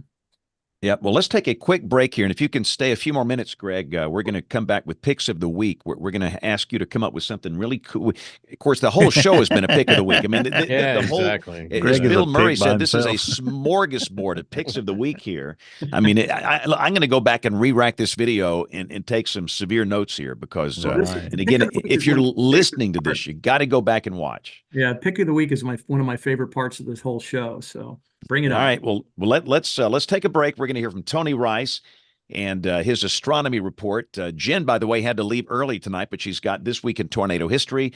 And we will come back with picks of the week and more as WeatherBrains rolls along. Looking beyond the atmosphere, here's Tony Rice with your astronomy outlook. You may have read about a rare Christmas full moon happening this year. About that. Throughout the Western Hemisphere, the moon reaches full phase on December 26th. So it requires a pretty loose definition of Christmas, full moon, or both to call this a Christmas full moon. We're all pretty clear on the definition of Christmas, and Christmas Eve for that matter. The definition of full moon is surprisingly more vague, though.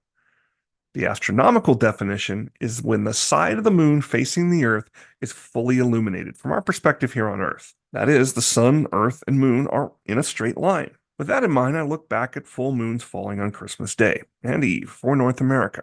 The last one occurred in 2015 and won't happen again until 2034. But that's only for the lower 48 states. To include Alaska and Hawaii, you got to go all the way to 2091. Lunar phases are like any other instantaneous event. When they happen close to midnight, the calendar might have already flipped a page in time zones to your east. Looking at Christmas Eve, the last time Santa made his visit across the Americas by the light of a full moon on the breast of a new fallen snow was back in 1996, and it won't happen again until 2102. Elsewhere in the sky, astronomical winter begins in the northern hemisphere with the December solstice occurring, also instantaneously, on Thursday, December 21st at 10:27 p.m. Eastern. The word solstice comes from Latin for sun and stand still. This is because the sun pauses for a moment over the Tropic of Capricorn, 23 degrees, 26 minutes south latitude, before slowly making its way back northward. It'll be over the equator at the equinox in a couple of months, and then it'll be over the Tropic of Cancer at 23 degrees, 26 minutes north latitude at the June solstice. Speaking of tropics, did you know those lines are currently moving at a rate of about 15 meters each year? This happens because the Earth's obliquity, or tilt, varies between 22.1 and 24.5 degrees over a period of about 41,000 years. That's your astronomy outlook. Follow me in RTP Hokie for more spacey stuff like this. This week in tornado history, there have been 2 F4 tornadoes on Christmas Eve since records began in 1950. And we look at one of those events that occurred in 1988 in a summary at tornadotalk.com. This tornado began at 6:04 a.m. Central Time in the northwestern part of Franklin, Tennessee. It formed just west of Franklin High School in the Rebel Meadows area along Hillsborough Road and then tracked off to the northeast, striking homes, and there was a fatality in this area. 67-year-old Ernest Rice was killed when the tornado hit his house, and the roof of the home landed on him as he slept. His wife, who was next to him, had minor injuries. The LDS Church along Ernest Rice Lane was also destroyed. The tornado then damaged a private air park on the west side of Franklin Road. The worst damage was along General George Patton Drive from the Brentwood Point condos northward to Moores Lane, where several businesses were heavily damaged and destroyed. The tornado had an intermittent 6-mile path and traveled to the northeast at approximately 45 miles per hour. It dissipated in the eastern part of Brentwood. Approximately 54 homes, 13 apartment units, 31 businesses, and 6 parked airplanes were damaged or destroyed. Read more about this event and over 500 more at tornadotalk.com. If you enjoy WeatherBrains, there's a global community of thousands of weather enthusiasts you'll want to join. The American Meteorological Society's Weather Band at amsweatherband.org. Connect with weather enthusiasts all over the world, as well as 10,000 plus members of the AMS. You can swap questions, data, and stories with researchers, broadcasters, storm chasers, and more. Join interactive weather webinars, test your trivia knowledge, enter your photos in the WeatherBand photo contest, or attend the annual Jamposium. WeatherBand is a place to nurture and share your love of weather. Get full membership for just $12 per year by going to amsweatherband.org. And thank you, Jen. We're going to go right to Picks of the Week. We'll do another email segment as we get into our New Year's show, the first week of 2024. But let's go into Picks of the Week. And this is where everybody goes around the horn and shares something really cool. We can't beat what Greg did, but we'll do our best. So James A., let's start with you. Give us something good. All right. Maureen Sweeney has passed away. This is the BBC article about her. And if her name is not familiar, she is the weather observer who was responsible for delaying the D-Day invasion with her pressure readings taken on the west coast of Ireland just before June 6, 1944. And she has passed away at the age of 100. So our hats off to her and her service. Ireland actually neutral in World War II, but they did pass along their weather data to the Allies. Wow. Credible life. Goodness gracious. Full life. And what a service that was. Great pick. And again, these will be up on the website, weatherbrains.com. Troy, give us something good. I don't know where I can go other than with Greg's Southeast Regional Climate Center page. I've been kind of fooling around over there, and I have to kind of go with that at this point. Thank you, Greg Carbon. So awesome. Bill, I just saw your note. I'm sorry. Go. No, You we need can to say say it something. anytime. I was going to say that's interesting. Jen picked that tornado, Franklin, Tennessee, on Christmas Eve, 1988. Just a month before, there had been an F4 in Raleigh that killed 4 people. That struck in the middle of the night, early on a Sunday morning, and was always a very fascinating tornado to me because, kind of like yesterday, you had this crazy inflow of moisture. If you looked yesterday at Myrtle Beach, they were 66-degree dew point, and not 20 miles inland. Florence was at like 55. And that storm was, riding probably right along that boundary there. And that was a pretty impressive little storm. So, but anyway, so I'll take the foghorn when my turn comes around, James, just because I'm lazy. And we've got some incredible guests, of course, the incomparable Tom Skilling coming up Thursday. And, it's just going to be a very moving event. To talk to him, such a fine gentleman, and we got an incredible list of guests coming up. We've made contact with the new Secretary General of the WMO. She's the first female in that position, and our lawyers are in negotiation with her agents about getting her on the show sometime in May. So we're looking forward to that. They're gonna have a really fabulous slate of guests all through the winter and spring. Okay, awesome. And you say you do want to hear the foghorn. I would love to hear the foghorn, James. Those dulcet tones. Okay. There you go. All right. My pick of the week. Have you guys seen video of this Iceland volcano that Yeah, erupted? that was cool. Everybody was expecting this, and it just didn't Yep. happen, and it didn't happen, and it didn't happen, and it finally did this evening. And I've been kind of busy with this show and everything else, but again, kind of some video as it was happening this evening of the volcanic eruption over in Iceland. Okay, Greg, well, this is the moment we've all been waiting for. Give us, I mean, I don't know what else you can give us. You've given us everything, but go. It's your turn. So a couple of things, but the storm of the week that is definitely interesting, and we'll be looking at that a little bit more closely over the next week or so. But I did have this one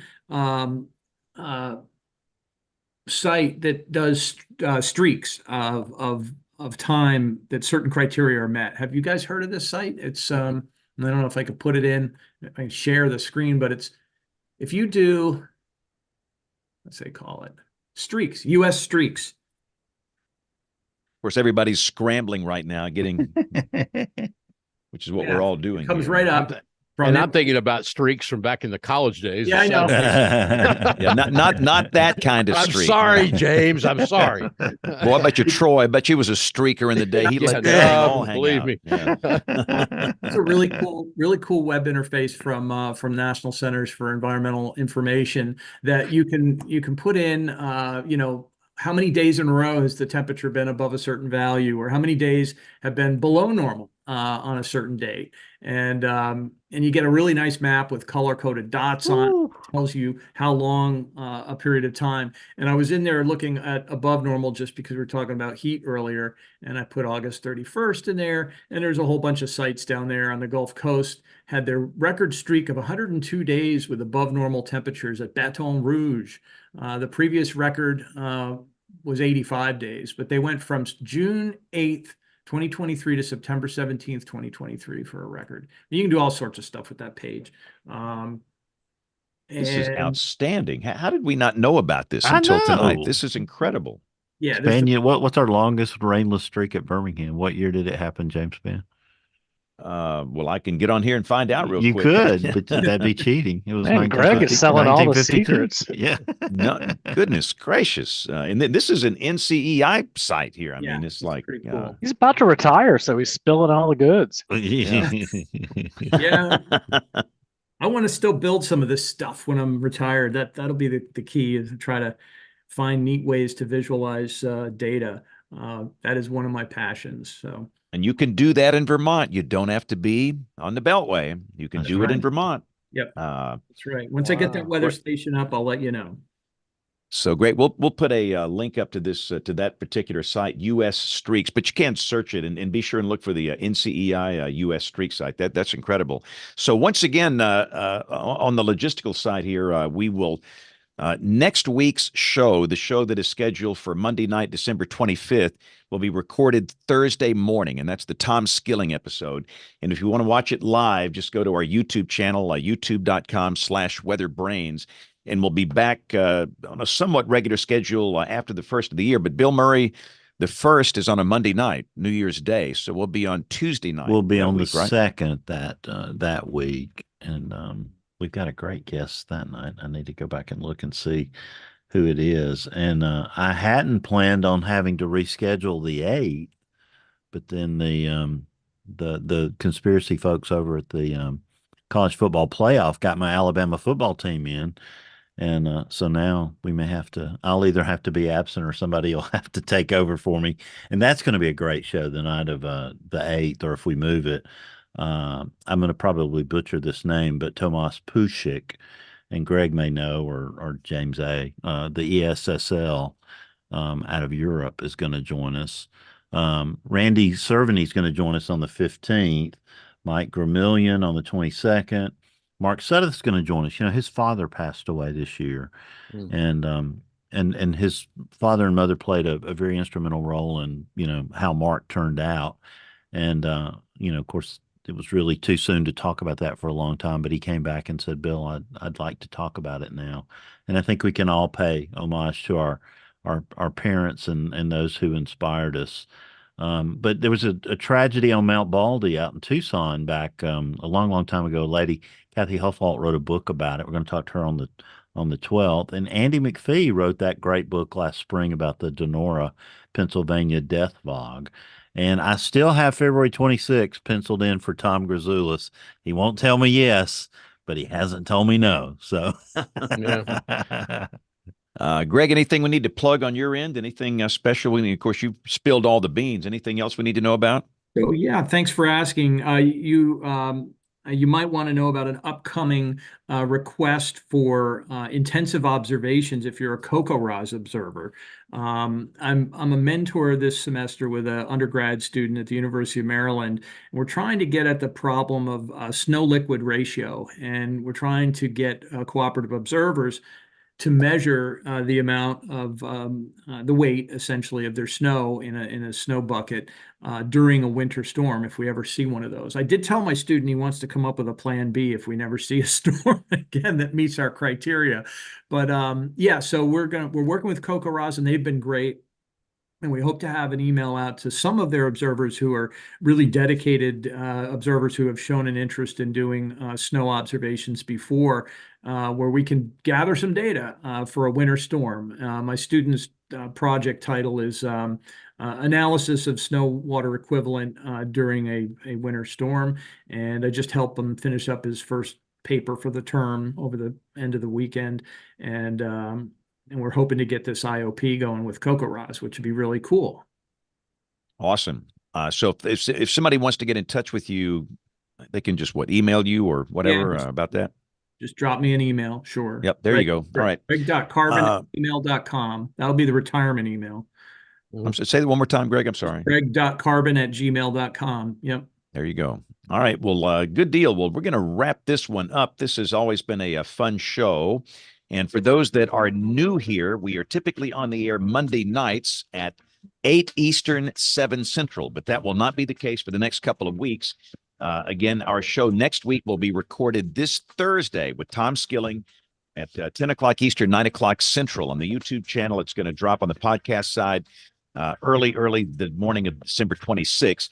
All of that having said, if you want to get in touch with us, ask a question, the email address, it is email@weatherbrains.com. On behalf of the entire WeatherBrains crew, thanks for listening. Have a marvelous week. Merry Christmas and God bless. Thanks for taking all the extra time, Greg. Boy, that thank was you, really Great show, wonderful. man. This was a bonanza. Wonderful. 2 hours in WeatherBrains history. Yeah. I got to go buy a cheat charger now. Always have a- James, Always have real, a good time. just real quick for you, James, and I'm sorry, Bill, did I miss it? What about the New Year's? What we're going to tape that sometime that week, or are we off that week? It'll be January 2nd, Troy. But it will be Tuesday, January 2nd. Okay, Yep, thank you. that'll be Eric Fox from the National Storm Chaser Summit. So that's going to be Oh, fun.